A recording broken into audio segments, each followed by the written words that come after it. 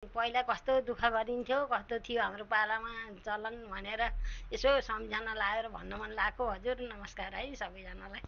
अनि पहिलाको त जमानै पापी, छोरीको जिन्दगी बनाइदिन्थे बर्बादी। छोरी स्कुल जान हुन्न भन्थे, घरको कामधाम सिकाउने भनेर गोठालो लान्थे। अनि छुई नहुँदै जल खान पर्छ भन्थे। 10 वर्ष नहुँदै केटो खोज्दै हिँड्थे।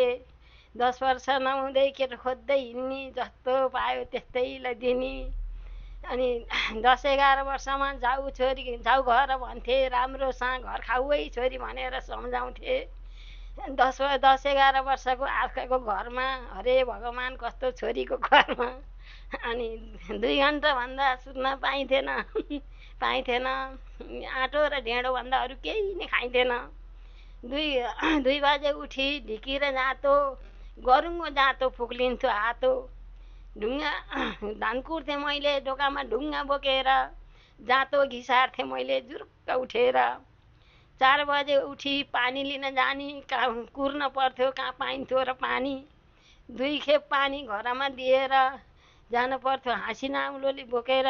वनमा जानु पर्थ्यो फेरि हाँसिना औलो लिएर वनबाट दाउरा घाँस ल्याएर गोठालो जानु पर्थ्यो फेरि खाना खाएर।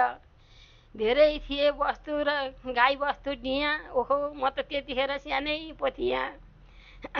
कति दुःख र कष्ट सङ्घर्ष बोकेर कति हिँडे होला वनमा म, कति रोएर। बाबा र आमाले कठै भनेनन् भनी, अरू त कसले कठै भन्थ्यो र तानी। ओहो मेरो त पति पनि 17 वर्ष जेठो, बा आमाले खोज्नु भएको त्यस्तै बुढो केटो। अनि केही कुरो भन्छु भन्यो देख्दैमा डराउने। भन्न मन लागेको कुरो त मनैमा हराउने। हजुर मनैमा हराउने। नमस्कार।